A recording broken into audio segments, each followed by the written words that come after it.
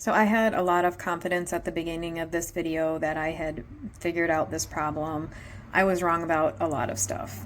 In order to do this the way that I did it, you will need a mounting bracket from a 1985, 86, 87, 88, whatever. Once you have that bracket, you can use a stock alternator of that same year, 85, 86, 87. You'll go from the stock 40 amp 1984 alternator. You'll get 60 amps out of the stock 1987 alternator.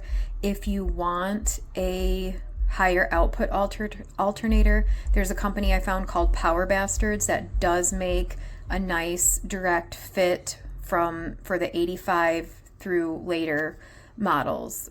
They do not have a direct fit for 84, unfortunately, or else I would not have had to go through all of this. But if you change out your bracket, your mounting bracket, then you have a lot more options to get a better alternator. And I will link Power Bastards website. I have not used their products. They seem like a good option for a direct fit high output alternator for 85 and on model years. You need the 87 plug, the 87 bracket, the 87 alternator, and then you will have your problem solved. And personally, I still think this is better than the GM1 wire because I would do it all over again. Knowing what I know now, I would just make sure I have all the right parts ahead of time, but I need my dash lights, and you lose those when you do like the idiot lights. You can't have those with the GM1 wire. You only need the lower mounting bracket. The upper mounting bracket on the 84 is the same as the 85. It'll fit. So you need your lower mounting bracket and your pigtail plug. You can definitely get the mounting brackets on eBay. There's a lot of them. And then the pigtail, I think you can buy like an aftermarket new one. I like to stick with stock as much as possible. So I have a friend who sells, who parts out rigs, and I got my parts from him. But you can find them online too. Alright, so this is going to be my solution to getting rid of the external regulator on the 84s. People say, oh, the Jaguar one, or like whatever, or plug and play, and that is a lie. The Jaguar one might have the same plug, but it doesn't have like the same pulley or the same bolt pattern. And I've researched them all. There's plug on the alternator there, and this one is different than any other one. So there's not a lot of plug and plays out there.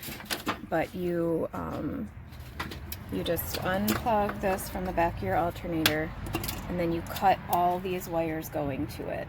This green one and this ground only go from the external regulator to the alternator, so you don't ever have to worry about these again. You just unplug it, and then you cut your white, yellow, and red.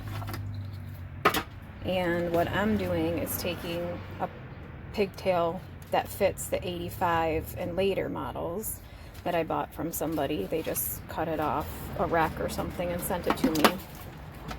And then what you do once you remove this plug. Okay, so this is gone. We cut the wires, we unplugged it, goodbye. Now you take your remaining, because remember, the green and the white and black one disappear. You only have your red, white, and yellow left. And you have red, white, and yellow on your new plug. So you just wire them together. Once I make sure this works, I'll eventually solder them. But right now they're just temporarily connected together. And now you have a new harness to your new alternator. And I'm going to replace this 84 model alternator with the one that fits my 87. And that's really easy because the pulley alignment is the same, the bolt pattern is the same, and the plug is going to be the same as this. So really all this entails to get rid of the regulator, the external regulator, is basically changing your alternator, and then you just cut your wires and connect these 3 little wires to your new plug, and then you plug it in, and that's it. It doesn't take a lot of fabrication. You don't need new brackets. you don't need anything. You just need an 87 pigtail. So once you have your little bolt loose right there, which is a 12 millimeter, you can just kind of pull up on your alternator a little bit, and then that will loosen your belt. And then you just pop the belt off. Okay, so here we are under the truck. For reference, that's the harmonic balancer. So there's a bolt. Let me get my flash on. Yeah, that's better. Harmonic balancer, bolt on the alternator, 14 millimeter socket. Then you want a 14 millimeter wrench on the back side one. And then you're going to need 2 hands, but you hold the wrench still, and then you turn this and loosen it. So you just do that until it's loose and pull it out. Okay, so check your parts before you start a project, because I went straight to Toyota dealership and got this new alternator, and he checked and he did say that like the bolt pattern matches. Okay, cool, it does, but this has a bracket there's a piece mounted to the engine that this slides onto. Well, this is the opposite. It has the piece in the middle that an outside bracket needs to slide onto. So now I'm on the hunt for an alternator that looks like this on the case and has this plug. So I'll let you know. Okay, so in order to do this the way I'm doing it, I could not find an alternator that was the right shape with the right plug. There's one that is allegedly for a Toyota forklift that's a direct fit that has the correct plug. It does have the correct plug and it has the right shape. It's just a little too small physically, and I'll show you a picture of it, so don't get that one. So now we have a correct 1987 Toyota 4Runner alternator with the correct plug for my new pigtail, wherever that is, right here.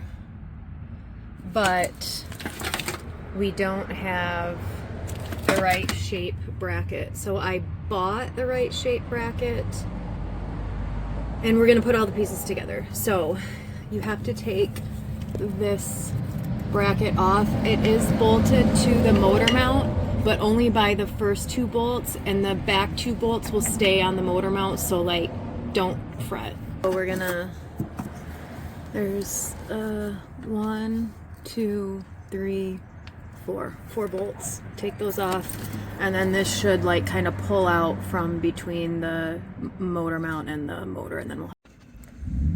So this alternator did not fit this bracket, so I tried pounding this in and pressing this out a little bit, and it's close but no cigar. So I'm gonna take my angle grinder and take a little bit off of there. Shoot, it was going on. It'll go on. I already had it on. It just takes a little finagling. So there we go. Took probably a good millimeter off of there. So I just wanted to show the difference. These are pretty much identical in the shape, but the one on the right is the original 84, and then this one is for the 87. So if you want to get rid of your external regulator, you need this one so you can get the right alternator. But they're shaped the same and the bolt holes match. So this has to slide between the motor and the motor mount. I'm probably going to have to end up putting a pry bar in here and probably hammering it a little bit, but it came out there, so it will go back in there. So what I did was I stuck a pry bar in here and pried this forward so this could slide in, and now it's sort of in there, and now I'm just going to hit this end with a hammer to get it the rest of the way in. So once you get your bracket in, then you just slide your alternator, bolt it. There's that long bolt that goes through like under here, and then you reconnect. You plug it in, obviously, and then you connect your wire to your B pillar, Tighten that down, and then of course you should upgrade this to a larger gauge wire, which I will do at some point, but I just want to put everything together and make sure it works. So in review, what did we do? We drained the coolant from our lower hose there, removed the removed the alternator, removed the old bracket, put the new bracket on, put the new alternator on. As far as wiring, we just completely forget about the black and white wire and the green wire that went from the regulator to the alternator. We preserved these ends, the red, white, and yellow ends, and then we spliced those into our new pigtail that we bought from Jeff Dorsch, good buddy of mine. He has a lot of old 4Runner, like OEM parts from part out rigs that he has, so you can get a lot of good stuff from him. Okay, so to test, you take your multimeter and you want it your negative to your negative post, your positive lead to your positive post.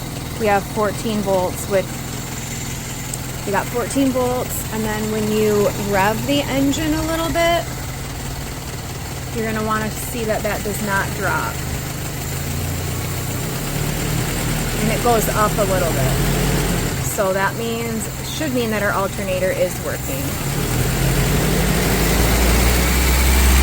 So and I think we're okay. I'm going to take it for a drive, and then we'll test the battery again afterward. I'm not an electrical expert, but I think this means we're good.